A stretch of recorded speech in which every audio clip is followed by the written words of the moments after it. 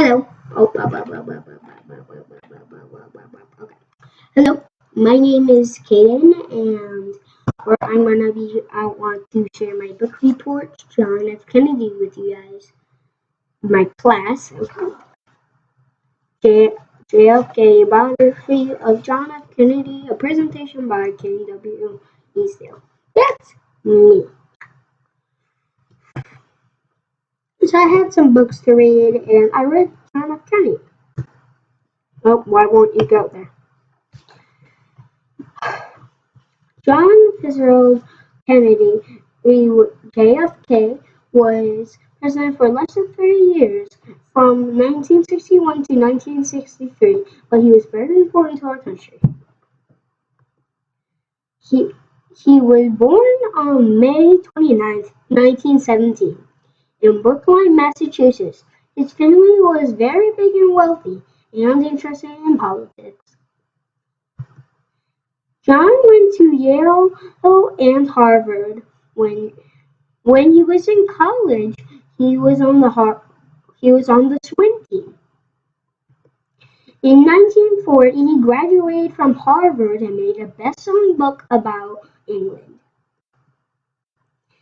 In 1941, he joined the Navy. He became a commander of a torpedo boat, PT-109, during World War II. His boat was attacked, but he survived and saved most of his crew. He was a hero. Oh. After the war, he ran for a seat in the U.S. House of Representatives and became a representative when he was only 29. He was re-elected in 1948 and 1950. Then he decided to run for senator of Massachusetts against a powerful Republican Henry Cabot Lodge, and won. He married Jackie Bouvier in 1953. She became very helpful in his political career. He became well known for Senate and started thinking about running for president. He debated the Republican candidate Richard Nixon on television and was very charming and well-spoken. He won 49.7% of the popular vote, and Nixon won 49.6%. It was a narrow victory, but he won. He's getting sworn in. Became the 35th president of the United States. In 1961, and when he was only 43 years old. The speech he gave was inspiring. He said, "Ask what not your country can do for you. Ask what you can do for your country." Within 2 months of becoming president, Kennedy started the Peace Corps, an organization of volunteers who go to poor countries to help crops, hospitals, schools, and roads. Kennedy won civil rights law that would give equal to African Americans who do not have the same rights as other Americans in the U.S. As you can see, there's Martin Luther King.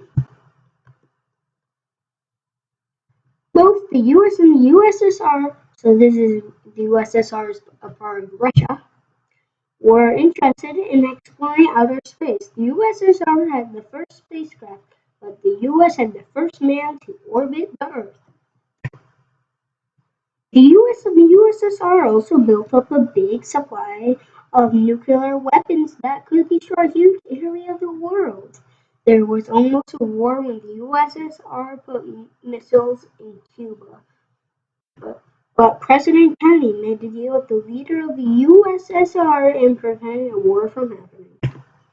On November 22nd, 1963, Kennedy and his wife were in a parade in Dallas, Texas. They were riding in a convertible limousine. Someone fired 3 shots. Kennedy was hit in the neck and in the head. He was rushed to the hospital, but died less than a half an hour later. It was a terribly sad day for everyone throughout the United States and all over the world. The man who killed Kennedy was Lee Harvey Oswald. There was many ideas why he killed Kennedy, but no one knows for sure. Oswald was shot by Jackie Ruby, a Dallas bar owner, soon after Kennedy died.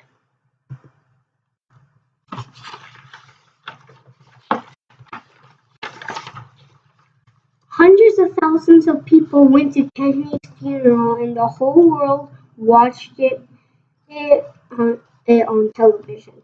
Afternoon was sad and cried when Kennedy's 3-year-old son, John Jr., saluted his father's coffin. Kennedy left his mark on the U.S. and the world. Many of his ideas about civil rights and justice became very important. The Civil Rights Act was passed in 1964, and the Peace Corps has helped people all over the world. Also, the Cold War ended, and there hasn't been a nuclear war in all the years since Kennedy died. You can visit his grave at Arlington National Cemetery across the Potomac River from Washington, D.C. JFK